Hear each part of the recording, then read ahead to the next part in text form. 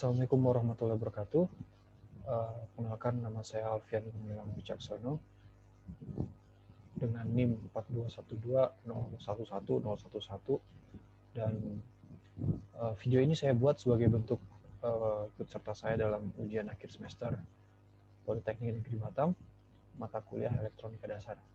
Dan pada video ini saya akan coba menjelaskan mengenai apa itu non-inverting op-amp, dan juga kita akan mencoba melakukan simulasi terhadap non-inverting op-amp tersebut dengan menggunakan software LTSpice.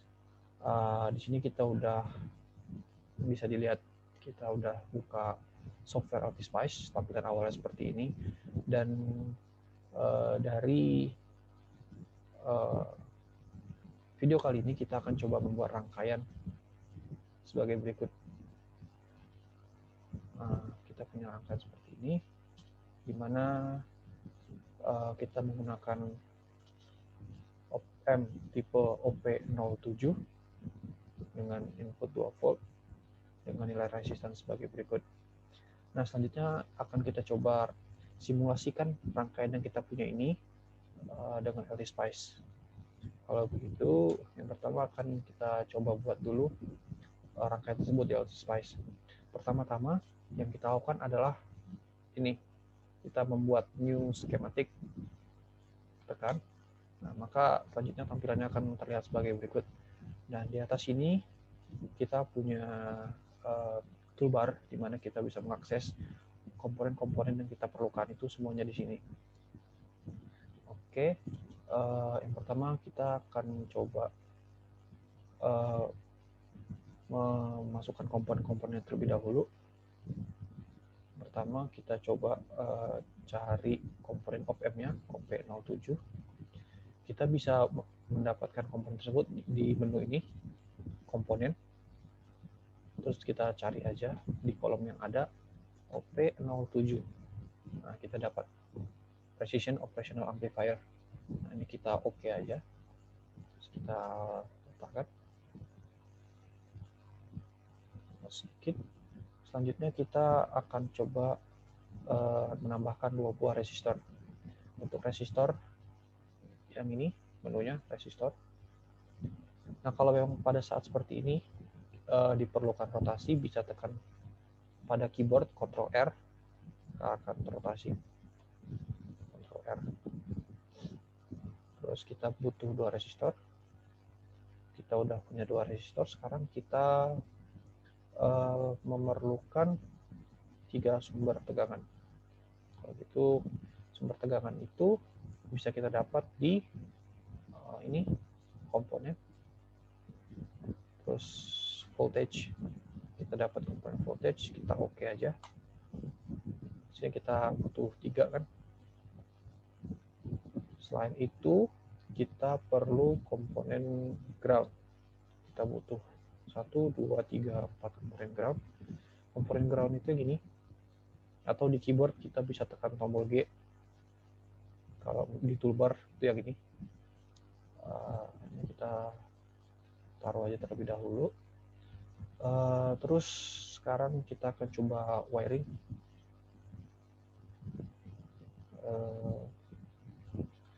Untuk merapikan posisinya bisa pakai komponen ini, move, terus tekan aja komponen yang ingin dipindahkan, tekan. Untuk wiring kita bisa pakai yang ini, wire di toolbar. Terus kita wiring aja, kita hubungkan.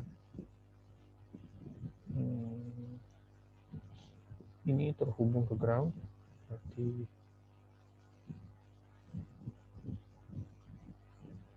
wire kita hubungkan terlebih dahulu semuanya. Terus untuk membuat output ini, label output, kita bisa menggunakan ini, label net. Terus port type-nya diubah jadi output. Terus ini kita buat aja out. Kita wiring. R2 kita move. Terus ini.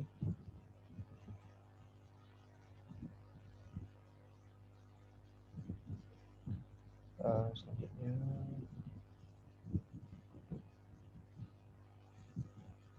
ini V1-nya.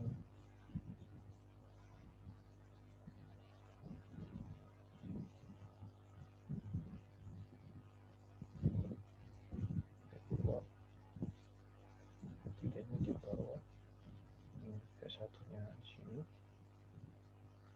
Kita hubungkan karena kita akan membuat rangkaian non-inverting, maka sumber input itu akan dihubungkan ke pin non-inverting. Karena itu, karena kita membuat non-inverting, maka nilai tegangan ini positif dihubungkan ke pin non-inverting, positif juga. Kalau misalnya sumber tegangan kita ini kita hubungkan ke pin inverting, yang negatif tandanya, maka nanti hasilnya akan inverting juga antara input dan output. Sinyal input dan sinyal output itu dia akan terjadi perubahan, di-invert, dibalik. Jadi saat invert, kalau di-invert nilai masukannya positif, nanti keluarannya akan negatif. Dan karena kita menggunakan inverting, maka saat sinyal input positif, sinyal outputnya juga akan positif, seperti itu. Coba heading. Terus ini kita kasih groundnya.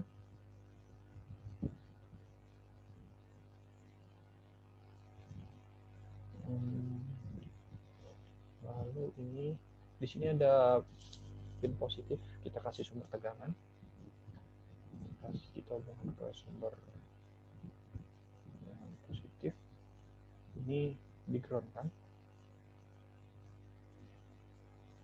wire, kan. Terus ini karena Tuhan kita rotasi aja,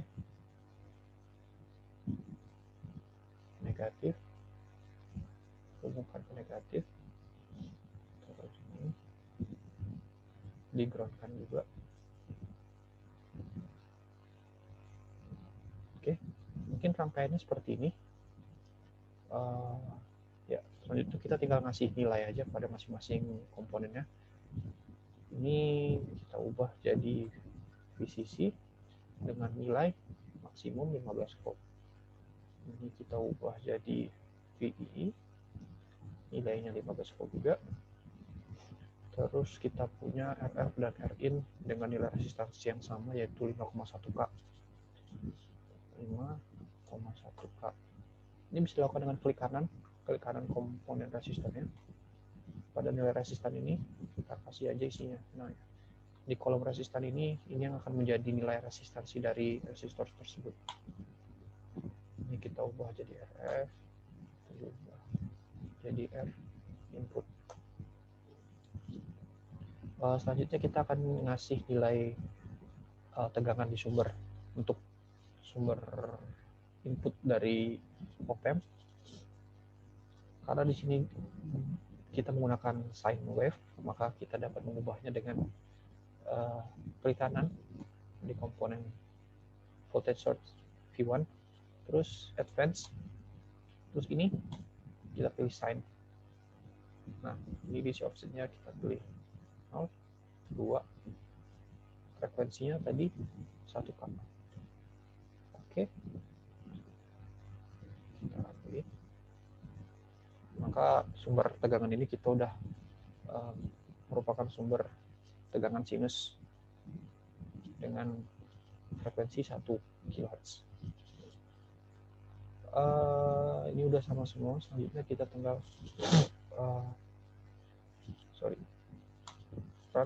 transient. Untuk transient ini kita akan simulasikan dengan seperti ini. Kita samakan saya dengan rangkaian yang kita punya. 0, 100 ms, 90 ms. Stop time-nya 0. Ini ada kolom di sini, kita ketik saja 100 ms, 90 ms, dan 1 m. Kita klik OK, maka akan muncul dua panel seperti ini ya. Ini panel rangkaiannya, dan ini kurva yang akan didapat dari simulasi tersebut. Simulasi ini kita plotkan saja. Ini sumbu horizontal ini waktu, nanti sumbu vertikal ini akan menunjukkan nilai tegangan antara V out dan V input. Oke, di sini kita udah dapat dua buah garis kurva, di mana garis warna hijau ini merupakan V output dan garis warna biru ini input dari sumber tegangan sinus tadi. Kita perbesar aja. Dari sini bisa kita lihat bahwa nilai input yang kita punya itu berada pada nilai 1,99, atau kita bulatkan saya jadi 2 volt. Sementara nilai outputnya yang kita punya ini berada pada angka 3,9, atau kita bulatin jadi 4 volt. Berarti kita punya nilai penguatan itu sebesar 2. Dari V input sebesar 2 volt, V outputnya jadi sebesar 4 volt. Kita punya nilai penguatan sebesar 2. Nah, nilai penguatan ini itu didapat dengan menggunakan rumus sebagai berikut, di mana penguatan sama dengan RF per RI ditambah 1. Oke. Kalau misalnya kita lihat, ini kita minimize, kita perbesar angka ini. Tadi untuk rumus penguatan didapat dengan menggunakan rumus RF per RI ditambah 1. Dengan nilai RF dan RI yang sama, di sini kita punya 5,1K dan 5,1K. Hasil bagi ini dan ini merupakan 1 ditambah 1 konstanta tetap untuk non-inverting. Jadi dari situ kita dapat nilainya sebesar 2 kali. Nilai penguatan sebesar 2 kali. Nah, oleh karena itu didapat nilai penguatan sebesar 2, jadi V outputnya adalah tegangan input yang dikali penguatan. Jadi kita punya tegangan inputnya 2, terus dikalikan 2, didapat tegangan output sebesar 4. Nah, di sini kita melakukan simulasi non-inverting. Jadi tidak ada invert, tidak ada perubahan. Jadi bisa kita lihat antara masukan dan pengeluaran ini sebanding gitu. Jadi pada saat inputnya bernilai positif, maka outputnya juga bernilai positif. Pada saat inputnya bernilai negatif, outputnya juga bernilai negatif gitu. Jadi ini yang dimaksud sebagai non-inverting, tidak ada pembalikan. Kalau kita menggunakan rangkaian inverting, maka saat inputnya positif, outputnya akan negatif. Saat inputnya negatif, outputnya malah akan positif. Jadi ada pembalikan. Sementara di sini kita menggunakan inverting, maka tidak ada pembalikan. Jadi saat inputnya positif, outputnya juga positif. Nah, tadi bisa kita lihat bahwa nilai dari penguatan itu merupakan RF per R input ditambah 1. Sekarang dengan rangkaian yang sama akan kita coba ubah nilai resistansinya. Resistansinya akan kita ubah, misalnya